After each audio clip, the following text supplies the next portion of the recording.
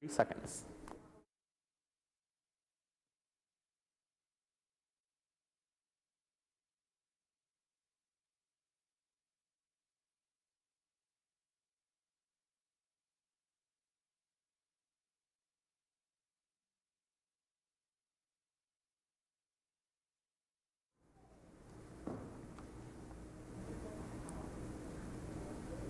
Well, good morning, everyone. Welcome to the Forum at St. Bart's, where each week we explore important issues at the intersection of faith and the modern world. My name is Peter Thompson. I serve as the vicar here, and I'm delighted to welcome you to this discussion this morning with the Reverend Lynn Castile Harper, who is the minister for older adults at the Riverside Church, and she is also the author of On Vanishing: Mortality, Dementia, and What It Means to Disappear. She's been a writer and a nursing home chaplain. I know this is a subject that is close to many people's hearts, and several of you have told me that you were very much looking forward to this forum this morning. It's really great to have you here. Oh, thank you. Thank you, Reverend Thompson. It's so good to be here. Thank you to the St. Bart's community for inviting me to talk about this important but very sensitive subject. No doubt this condition, dementia, touches us at a deep level. Our families, our friends, certainly our congregations. If not now, just wait. Soon enough, it will. It's a special joy to join you at Advent. Hope, peace, joy, and love. The 4 candles of Advent offer tangible reminders of the growing light of Christ coming into the world. Perhaps hope, peace, joy, and love are not the first words that come to mind when you hear the word dementia. But I hope after our time together, those words won't seem so far off or so foreign or so out of reach when we talk about this condition. Today we are exploring dimensions of spirituality and dementia. I think there's a reason we're not gathered to talk about the spirituality of arthritis. Maybe we could, but we sense that there's something about dementia that speaks to existential questions that other conditions perhaps don't. Questions about our humanness, the bedrock of what makes us people. Kidney disease impairs filtration, heart disease impairs circulation, but brain disease impairs communication, that which gets at the heart of humanness. Dementia, perhaps more than other conditions, brings our fundamental lack of ultimate control over our lives and their endings to a head. David Keck calls it a theological disease because it affects aspects of our lives that we believe make us human, throwing into question the God-human relationship. Whether or not we agree with Keck, we can agree that there's something that kicks up an intense fear among us and in our culture around the subject of dementia. My journey with the condition began a decade and a half ago when my family became involved in the day-to-day care of my now deceased grandfather, who died with Alzheimer's disease. In fact, there's a strong family history of dementia on both my maternal and paternal sides, and both of my parents carry the ApoE4 gene variant, which significantly increases one's risk for developing late onset Alzheimer's. While I haven't been tested yet, it is likely that I too carry this variant. The personal meets the professional, and that my journey with dementia led me to ministry to serve 7 years as a nursing home chaplain. Part of that experience with it was in a dementia unit on the 4th floor. I've since left what it was called the Gardens, that was the name of the facility. And for the past 5 years, I've had the privilege of serving as the minister of older adults at the Riverside Church up the road. And they bring greetings of grace and peace to you. So while I'm no longer on the dementia unit per se, I continue to interact with elders and their families who are living with dementia. And I've had the opportunity as an essayist in recent years to focus my energy on writing a creative nonfiction book on vanishing, mortality, dementia, and what it means to disappear, which was released in 2020. The book draws on my personal and professional experiences, seeking to pull dementia out of the narrow world where it often lives, the narrow world of disease and diminishment, and to pull it into a broader space of empathy, hope, and common human experience, to move away from framing dementia in terms of the strictly medical and clinical, what is lost and vanishing, and move into the realm of storytelling, art, imagination, the playful, and the spiritual, of what remains, what is present, and what may be ascending. So if I could trace my book's beginning to one particular story, and it's hard to trace anything to one story, but I'll try. It was my first day as a new green chaplain on the unit at the Gardens. I was given a tour by a perfectly lovely and kind administrator who took me to each floor and introduced me. And when we got to the 4th floor, the place where people with severe dementia lived, I don't really remember any individuals, just sort of looking into the activity room and seeing a blur of wheelchairs and slumped bodies. And my guide said to me, "You likely won't spend much time here." And so the message was very consistent with our dementia-phobic culture, that these people are not worth my best energy. With 200 residents to my charge, it's best to go see those folks who can remember you once you leave. And so if my spiritual antenna is working correctly, if it is, the question comes when a whole group of people are being dismissed. What does that say, not so much about the dismissed as the dismissers? What does it say about the culture?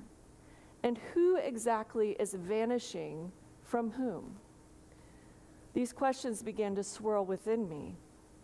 The prevailing attitude toward the 4th floor, and if I might say toward people with dementia broadly, is be kind, be nice, but not too much is expected. When pastors have dared to be honest with me, many have said that those congregants who have dementia, who live in nursing homes, often fall to the bottom of the to-visit list. That churches often lose contact with those members who have severe dementia. This isn't by way of me bringing judgment. It can be very, very difficult in a dementia-phobic culture to keep those connections strong.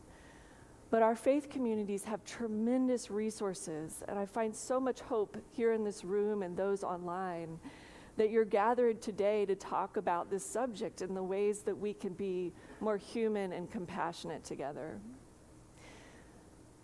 So my life began to change as I began to spend more time with the residents on the 4th floor. I came to know them not primarily as defective, diseased Alzheimer's victims, presumably lost to their disease, but as complex, dynamic individuals with vital spiritual lives. I came to know Ellen, who was the former head of her teachers' union, and when she would see me walking the halls, would ask me how my students are doing today, which made perfect sense. I think about Bernice, who would sometimes lovingly point out my own gray hair and say to me, "See, you're aging too, just like us." And I met Clara. Well, Clara anointed me. She could no longer walk or talk or swallow, but she would often reach out her hand as people would pass by her reclining wheelchair. And if we stopped long enough, if we dared to linger, she would touch our face. She would touch my jawline and run her hand tenderly down my face. I often thought that she was as a deacon, anointing, offering the sacrament of her touch to us, those sacred moments. where the tenseness of the world could melt for a moment in her presence. It isn't that dementia doesn't present real challenges, for certainly there are many reasons to rage and lament. Obviously, Clara's affliction is not enviable. Don't hear me say that. And many of you likely know how unenviable it all is. But rather, I sensed a dominant narrative that simply did not correspond to what I witnessed. A dominant cultural narrative that said these people are so confused, so sick, so lost, so out of touch and out of mind, that they really can't be reached in any meaningful way. That for all intents and purposes, they were gone, just empty shells. But I sensed deeply that they were alive inside, that they had a lifetime of histories and experiences and relationships that no disease could erase. They had feelings and desires. They initiated action, acted and reacted to one another. They expressed with often exquisite beauty and power that which is essential to our humanity and essential to Advent: love, faith, hope, peace, joy, a sense of awe, a desire to transcend the self, to reach out to others and have others reach back. And the notion that they aren't worth our best time and energy and investment did not correspond to a faith tradition that preaches priority for the least of these, that it is among these where God resides. So every Thursday afternoon, I had the good fortune of facilitating a Bible study with a small group on the 4th floor dementia unit. Now, I say Bible study very loosely defined. It began with Betty, who was an evangelical, and she always wheeled the hallways with her floppy Bible well worn in her lap. And because I grew up in evangelicalism, I know that nothing makes an evangelical happier than a Bible study. And so I asked Betty, would you like to start a Bible study with me? And she said yes. And so Betty and I became co-facilitators of a Bible study. We read stories together. We sat in silence. And the Bible study sort of morphed into an interfaith spirituality group where Roman Catholic, Protestant, and Jewish residents on the unit would gather together in prayer, silence, readings, and just enjoying time together. I can recall Greta, a resident who had recently moved to the floor. She joined the group one day. And I remember after some silence, Greta said in slow, deliberate speech to the group, "The doctor told me that I forget a lot of things." Mary, one of the group's stalwarts, responded, "That's okay. We all forget things. The person you're talking to probably forgets too." Then Helen, a group member who needs the assistance of a special reclining wheelchair, piped in, "Oh yes, I think it's good to forget some things. You don't always have to remember. It's like having a blank slate." I was blown away.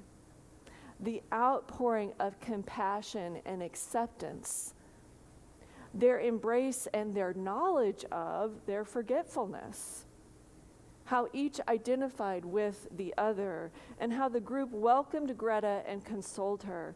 Is this not a spiritual exchange? I was not and am not an unmoved observer. They've helped me understand spiritual wisdom does not hinge on our cognitive capacity, but on our capacity for compassion. Friends with dementia are teaching me to lighten up a little bit, to try to be a little more spontaneous, a little less controlling. I'm learning, I'm a slow learner, and that we don't have to have it all together all the time. And that God's love abides in and through cognitive diminishment, because God's love does not reside solely or primarily or certainly not exclusively in individual brains. It was through this group and the many individuals on the fourth floor, my congregants and friends with dementia, as well as my relationship with my grandfather, that I've come to understand ministry and relationships with persons living with dementia as a holy invitation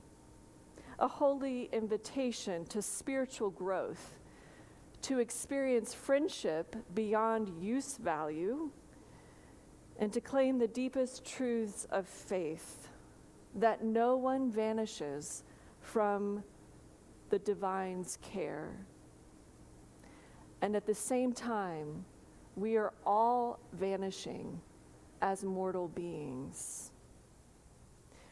So just because this is a holy invitation doesn't mean it's one easy to accept, to open, and we know there are significant challenges.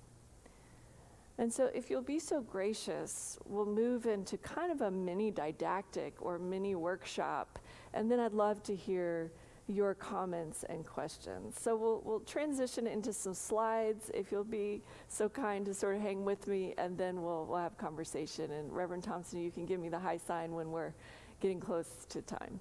Okay. So first of all, I always like to give honor and thanks to the women on the fourth floor dementia unit, and here's just a few of them. So I dedicate this to them.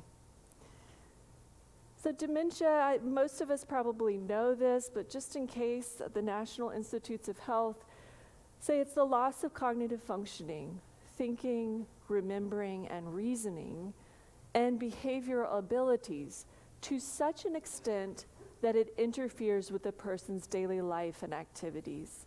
And I think that last clause is really important because people get very, very fearful about forgetting their keys or forgetting this or that. We all forget things. But dementia interferes with our daily functioning and life. Dementia is an umbrella term that encompasses many different diagnoses. Dozens of diagnoses fall under this large umbrella. We often use Alzheimer's disease as synonymous with dementia, but it's one form of dementia, the most common form. 6 million Americans is the sixth leading cause of death. 1 in 9 persons over age 65 have a diagnosis. So I thought it would be important to hear from someone living with dementia. And so this is Christine Briden. She's a dementia author and activist who's been living with a diagnosis for many years now. And I don't know if any of you know, there's a justice movement. There's dementia activists who are saying nothing about us without us. And so here we have Christine's words. I might have difficulty feeling the presence of God or being able to speak the words of a prayer in my mind, but I can commune without words. As my cognition fades, my spirituality can flourish as an important source of identity. As I lose an identity in the world around me, which is so quick and so anxious to define me by what I do and say, rather than who I am, I can seek identity by simply being me, a person created in the image of God. This gives me so much hope that spirituality can flourish. But it's important to talk about, and she hints at it here by saying, losing her identity in the world around me that's so anxious to define me in these certain ways. She talks about the threat to spiritual flourishing that people with dementia often encounter.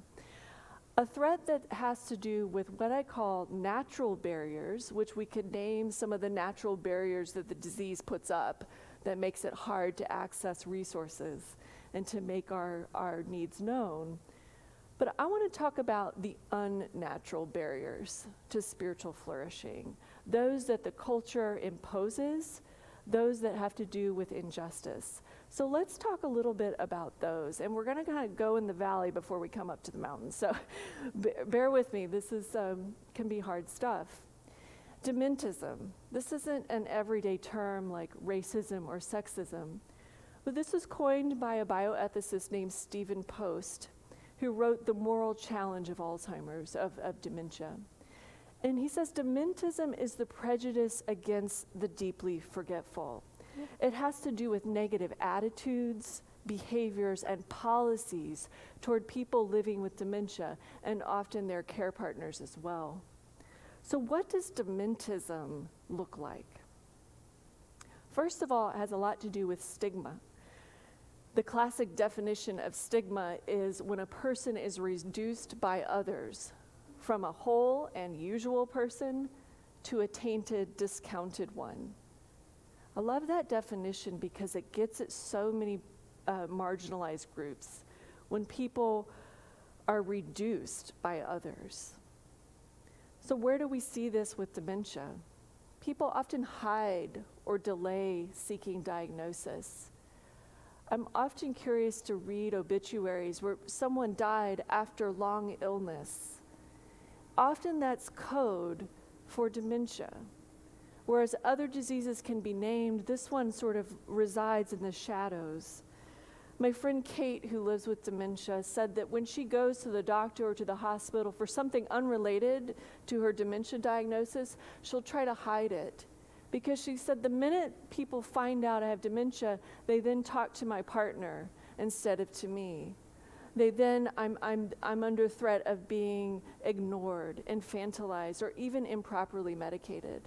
Those are signs and symptoms of stigma, having nothing to do with the disease process itself. Okay, we're going to get technical for a minute, but I had to bring up Tom Kitwood because he's an Anglican priest from the UK. In the 1980s and 90s, Tom Kitwood, who unfortunately died rather young, was a social psychologist who began to go into dementia care settings and study the interactions that people with dementia were having with caregivers.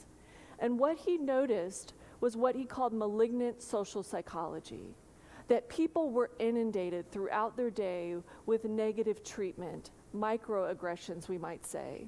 And it's not because these caregivers were nasty or somehow incapable, but it was just in the cultural air we breathe, he said.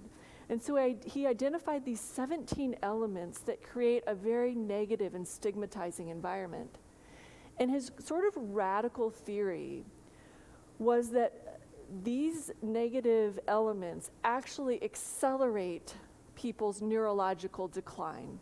That might not seem so radical now as we know about social determinants of health, but at the time it was, because people with dementia were seen as needing physical care and really nothing else. And so he became sort of the founder of the person-centered care movement for people with dementia. So what often characterizes dementism is something called a defectological approach. What is a defectological approach? A defectological approach means that the person with dementia is characterized as solely a dementia sufferer, as diseased and defective. There's a focus on what the person with dementia cannot do, not who they are, not what they've been or what they can do, but what they cannot do. An emphasis on the seemingly confused or irrational qualities of persons with dementia. They're often depicted as less than fully human, lost, gone, a shell. We hear about the long goodbye, the longest funeral, all of those things suggesting that people become less and less human. These negative assumptions about persons lead to negative treatment, social abandonment, abuse, and neglect. The statistics bear this out. A study in the UK that interviewed people with dementia reported that 1/3 of people report losing friends when they disclose a diagnosis, that people report higher degrees of loneliness, and actually, in comparison with their peers, a great deal more of abuse and neglect. So it's not sort of benign. These have real consequences for people's lives and their ability to thrive. I would suggest that none of us here want to be defined by our deficits. So if you think through your personal deficits, whether it's health or a personality flaw, none of us here want to be defined by our weakest part. And yet that's often what happens with people living with dementia. Just a quick example. These are images we see all the time when we talk about Alzheimer's and dementia. People's faces blowing away, their heads blowing off. They're depicted as half people. What other terminal diagnosis would we have photos of people half there? I can't think of others. But here we have this regularly. And so I have to say, when my book was in production and they asked what they'd like the cover to be, I said, whatever you do, please, no disappearing heads and no disappearing people. So it's kind of in the air we breathe. So when we use vanishing metaphors for either images or the way we talk about people living with dementia, it creates barriers to people thriving spiritually. The theologian John Swinton, theologian of dementia and disability, who wrote this beautiful book called Dementia: Living in the Memories of God, he said this: the problem is not so much that people forget, it is that they are forgotten. What does that mean for us as people of faith, as a congregation who seeks to do justice, to love kindness, to walk humbly with God? It creates a tall order for us, but one that we have so many resources to address. And so I'd like to talk about some of those resources. First of all, we have a countercultural message as Christians. So these are the host of cultural messages, dominant cultural messages we receive every day that create a stigmatizing environment.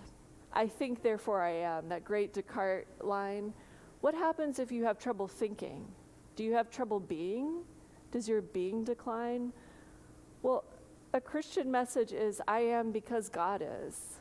And so there's no dependent clause on that.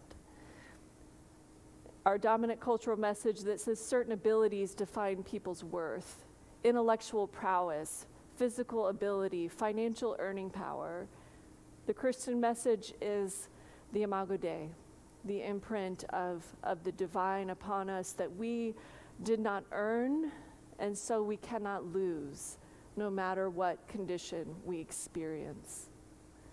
Individualism, self-sufficiency is supreme, and I think especially in New York City, to be independent, to not need help, to have it all together.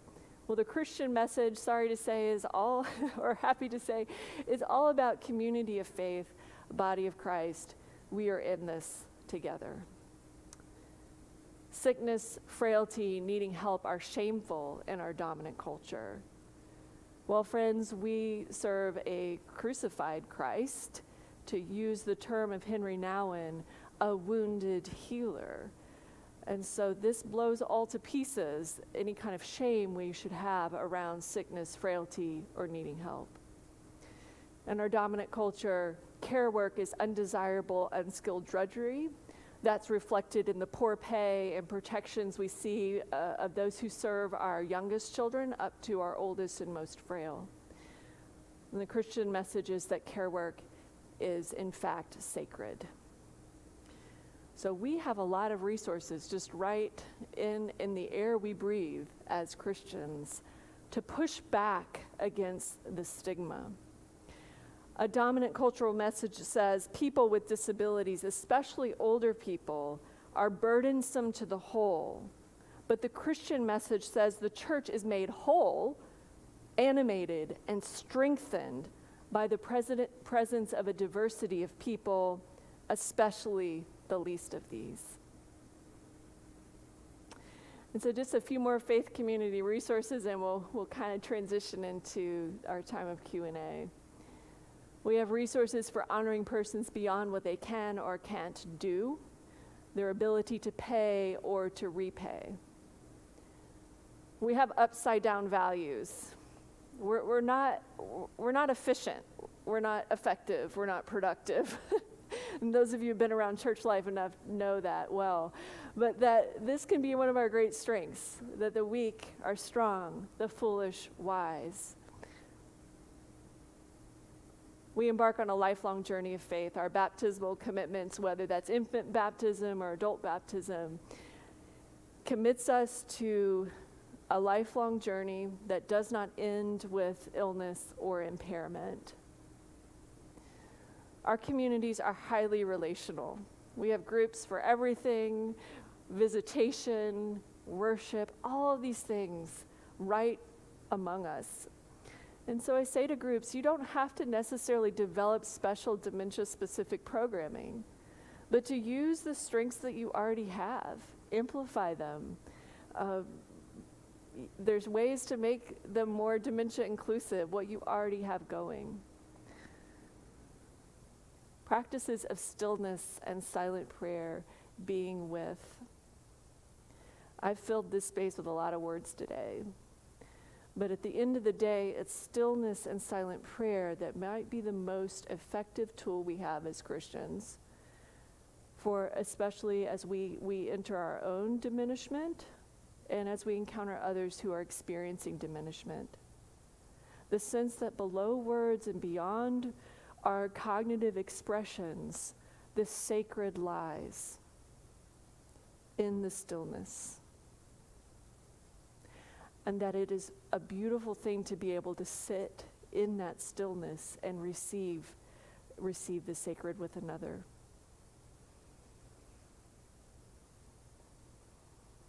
Rituals that engage the senses and honor the body.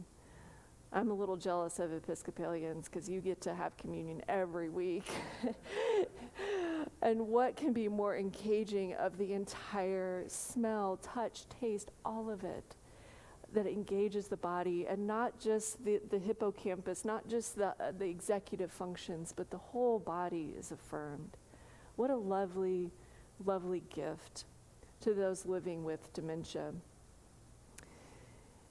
We can think of other rituals as well: candles, incense, anointing, the tolling of bells, which of course leads to music. If you haven't seen the documentary Alive Inside, it is available for free on YouTube. It's a beautiful documentary about the power of music to touch the soul and the spirit of those who are deep within the dementia experience. Friends, we have a lot of resources in faith communities, and I'll just briefly I always love to let someone with dementia have the final word. And so we'll let Dr. Jennifer Butte have the final word here before we transition into questions. So Dr. Butte is living with dementia. She's a physician in the UK. She wrote this book, Dementia from the Inside. And here's what she says. It can be a positive journey. It appears that the spiritual being remains true to the end and does not degenerate in the same way as the brain. So I can still show love and care. And to those of us to whom God is important, tell us of God's unconditional love, acceptance, and forgiveness. We can forget even the basic Christian truths, so remind us of them. And then finally, people with dementia should be as important to the church as anyone else. God sees us as complete in Christ, and we are all valuable members of his body. So thank you for your warm attention today, and I look forward to conversation, questions. Thank you so much, Reverend Castile Harper. This has been a really beautiful presentation. We are going to open it up to questions now. If you're joining us online, you can send a question in using the live chat function on YouTube, the comments function on Facebook, or you can email me, pthompson@stbarts.org. That's pthompson@stbarts.org. Those of you who are in the room can submit questions in the same way. There are also some question cards on the central table. You can hand your question to, if Manny's in the room, Manny Rodriguez-Leach, or my colleague Meredith. They'll make sure to get the questions to me. Reverend Castile Harper, you talked about the likelihood that you have this variant, and I'm wondering if you can talk about how that awareness has affected your own approach to life, and various people become aware that they have dementia at different times. How any tips on dealing with that awareness that you're either susceptible or have dementia yourself? Yeah, Thank you. I grapple with this some in the book as well. And I always like to say my parents have given me permission to share their genetic testing, and so I want to put that out there. Reverend Thompson, I think it makes it that much closer to me, and I'm very sensitive to my own fear around dementia. And part of my reason for writing this was not because I have some sort of view from the mountaintop, but because I'm in the valley, in a way, really struggling or thinking through my own prospects. And so this isn't something that I approach at a remove, but think about it in terms of this could very well be my future. And what do I do as a person of faith when there's such great fear? I don't think a good strategy with the fear is to act like it's not there. And I also think maybe the best strategy isn't to amplify it and give it undue space in my life. So for me, it's a matter of coming to know individuals living with dementia, having friends living with dementia, and they are my teachers. They're teaching me what it is to live with greater humility, humor, spontaneity, and deepening my roots in a sense that I am not my resume.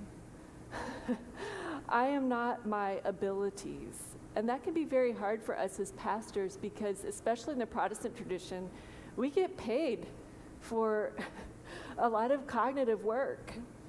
But being able to embrace some of those other parts of our lives and our spirits, I think is so important.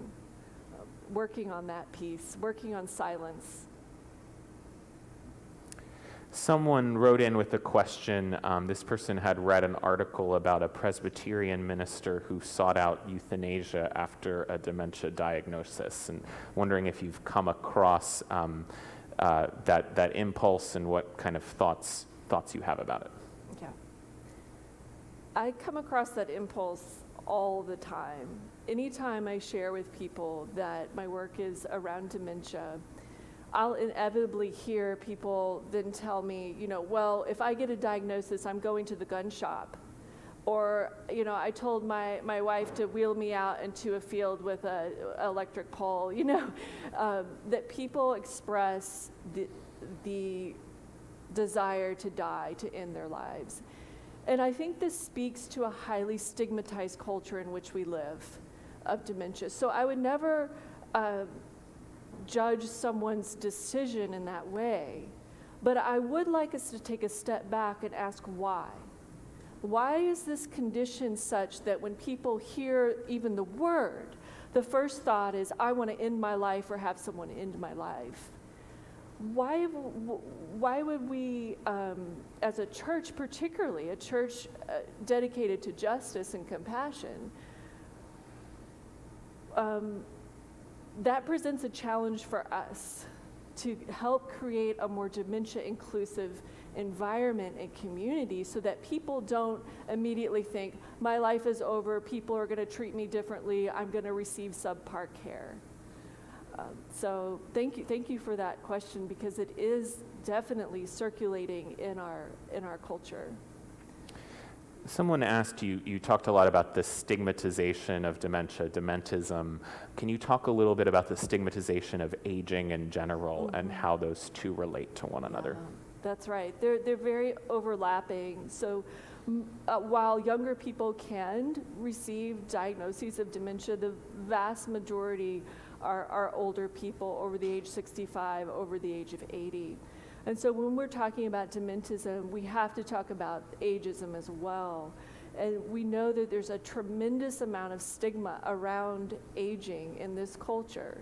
That it's not something that, the Bible talks about being crowned with wisdom. The Bible has very different images of aging, but in our culture, it's seen as sort of you either ride off into the sunset or you go and just have a leisurely retirement, but you're not really contributing.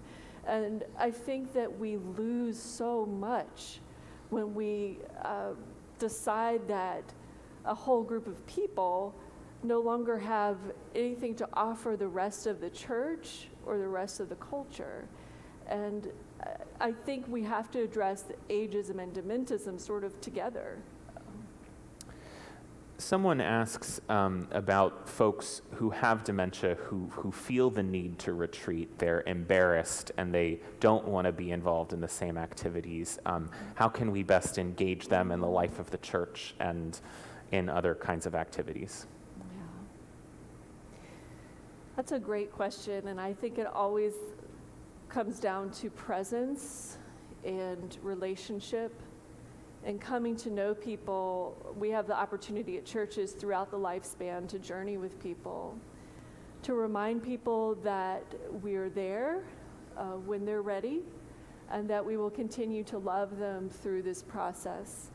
That's not a magic wand, but everything we do as a church, the more we can send out messages, not just at late life and not just when someone has a diagnosis, throughout our community life, the more messages we can send every time we meet, that love is unconditional, that you are not your resume, you are not your abilities.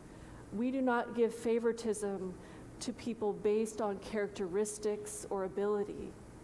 The more we can send that message early and often, the less I think people will withdraw in our communities when they receive hard diagnoses.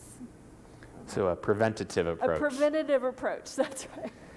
I'll fit one final question in here. Can you talk about breakthrough treatments and how that might inform approach to people with dementia? Yeah, we hear a lot about clinical trials and a new drug that has questionable benefits for people living with Alzheimer's, and so it's hard to look at the news without seeing something around medication with this disease, and people are hanging on really tight for a breakthrough, a magic pill. I will say this, I think that I follow Henry Nouwen in this, who says that we can offer, in the absence of cure, we can offer care. And I think as faith communities, that's what we offer is care. Instead of holding out cure as the only source of hope, that we offer care as a primary source for hope. While we hope and pray for breakthrough treatments, they don't seem to be forthcoming. And I think we hand over to the clinical and the medical all the power when we say that this is the only source of hope, when we have so much hope around and within our communities. Well, thank you very much, Reverend Castile Harper. It was really lovely to have you here today. The book is called On Vanishing. I would have brought my copy, but I left it on my nightstand to show you. I believe it's won some awards and gotten some press, and it's a beautiful book as well, and I recommend that you pick it up. Thank you so much for being here. Thank you all for being here. I hope you'll join us for worship at 11. And I hope you'll come back next week. We're welcoming the Reverend Dr. John Ye, who is a professor of scripture at Virginia Theological Seminary. He's going to be talking about the prologue or Logos hymn that appears at the beginning of John's Gospel as we prepare to celebrate the Christmas season. Thank you again. Thank you. Thank you.